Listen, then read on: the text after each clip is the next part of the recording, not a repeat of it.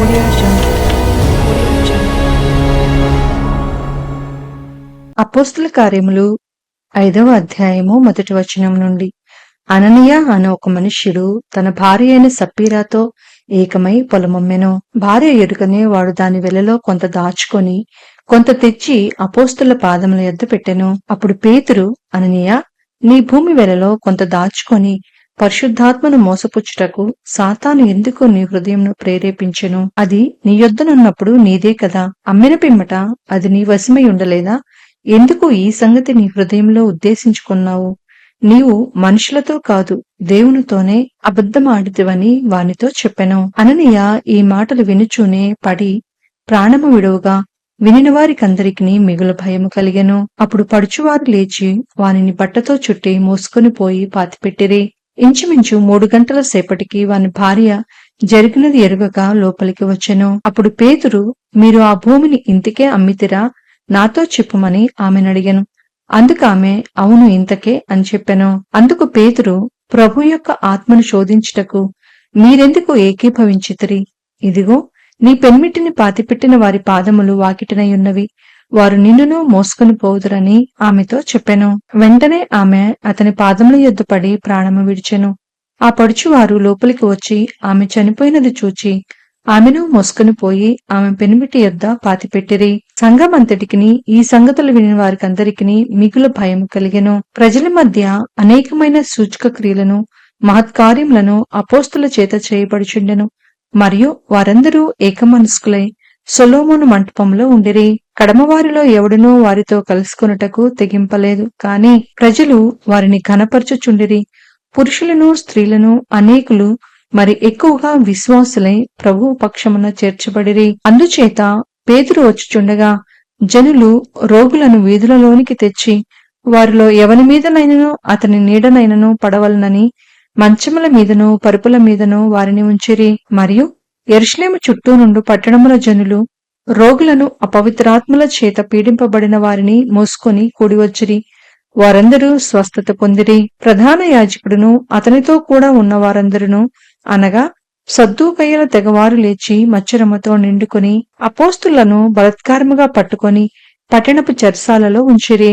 అయితే ప్రభువు దూత రాత్రివేళ ఆ చెరసాల తలుపులు తీసి వారిని వెలుపలికి తీసుకుని వచ్చి, మీరు వెళ్లి దేవాలయంలో నిలువబడి ఈ జీవమును గూర్చిన మాటలన్నీ ప్రజలతో చెప్పుడని వారితో అనెను. వారా మాట విని తెల్లవారగానే దేవాలయంలోనికి వెళ్లి బోధించుచుండిరి.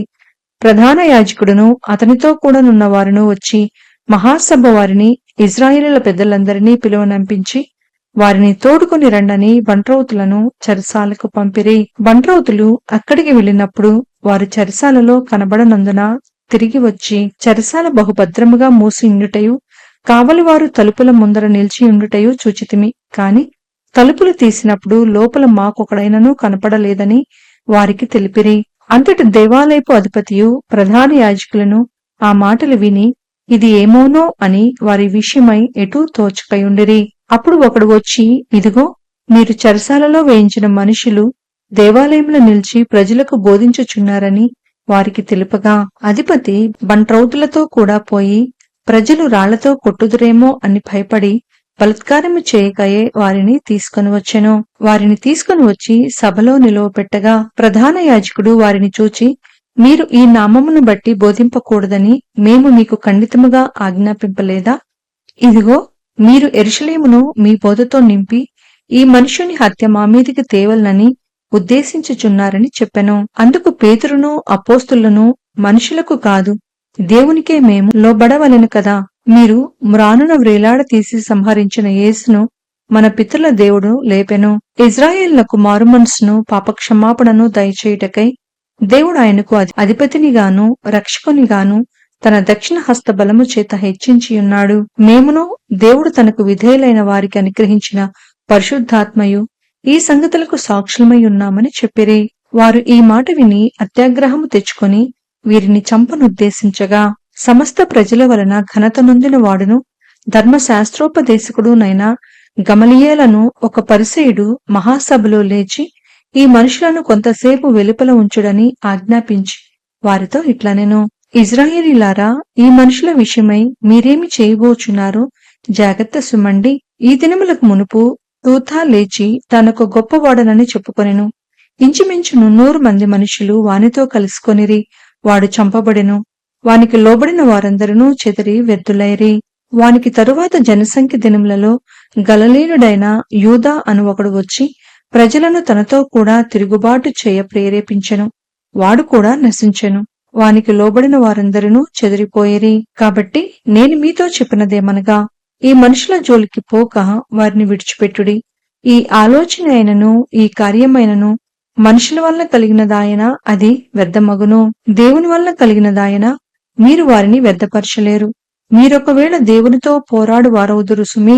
వారతని మాటకు సమ్మతించి అపోస్తులను పిలిపించి కొట్టించి యేసు నామమును బట్టి బోధింపకూడదని ఆజ్ఞాపించి వారిని విడుదల చేసిరి.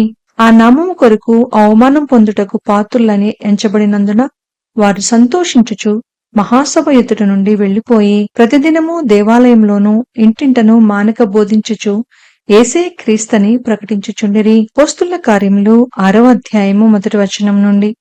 ఆ దినములలో శిష్యుల సంఖ్య విస్తరించుచున్నప్పుడు అనుదిన పరిచర్యలో తమలోని విధవరాండ్రను చిన్నచూపు చూచిరని హెబ్రీల మీద గ్రీకు భాష మాట్లాడు యూదులు సణుగుసాగిరి. ఇప్పుడు 12 అపోస్తులు తమ యొద్దకు శిష్యుల సమూహమును పిలిచి, మేము దేవుని వాక్యము బోధించుట మాని ఆహారము పంచిపెట్టుట యుక్తము కాదు. కాబట్టి సహోదరులారా, ఆత్మతోనూ జ్ఞానముతోనూ నిండుకొని మంచి పేరు పొందిన 7 మనుషులను మీలో ఏర్పరచుకొనుడి. మేము వారిని ఈ పనికి నియమింతుము. అయితే మేము ప్రార్థన యందును వాక్య పరిచర్య యందును ఎడతెగక యుందుమని చెప్పిరి. ఈ మాట జనసమూహం అంతటికి ఇష్టమైనందున వారు విశ్వాసంతోనూ పరిశుద్ధాత్మతోనూ నిండుకొని వాడైన స్తెఫను, ఫిలిప్పు, ప్రొకొరు, నీకానోరు, తీమోను, పర్మెనాసు, యూదుల మత ప్రవిష్టుడును అంతియొక వాడును అగు నికోలాసు అను వారిని ఏర్పరచుకొని వారిని అపోస్తుల ఎదుట నిలువబెట్టిరి. వీరు ప్రార్థన చేసి వారి మీద చేతులుంచిరి. దేవుని వాక్యము ప్రబలమై శిష్యుల సంఖ్య యెరూషలేములో బహుగా విస్తరించెను.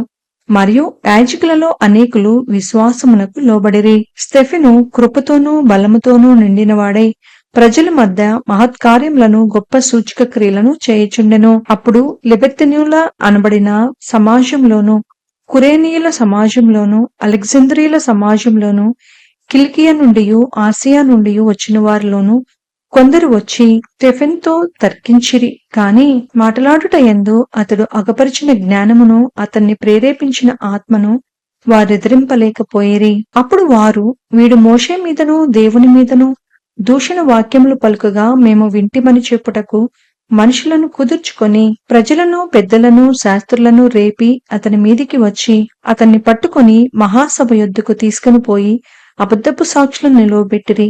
వారు, ఈ మనుషుడెప్పుడునూ ఈ పరిశుద్ధ స్థలమునకును మన ధర్మశాస్త్రమునకును విరోధముగా మాటలాడుచున్నాడు. ఈ నజరేయుడైన యేసు ఈ చోటును పాడు చేసి మోషే మనకిచ్చిన ఆచారములను మార్చునని వీడు చెప్పగా మేము వింటిమనిరి. సభలో కూర్చున్న వారందరూ అతని వైపు తేరి చూడగా అతని ముఖము దేవదూత ముఖము వలె వారికి కనపడెను.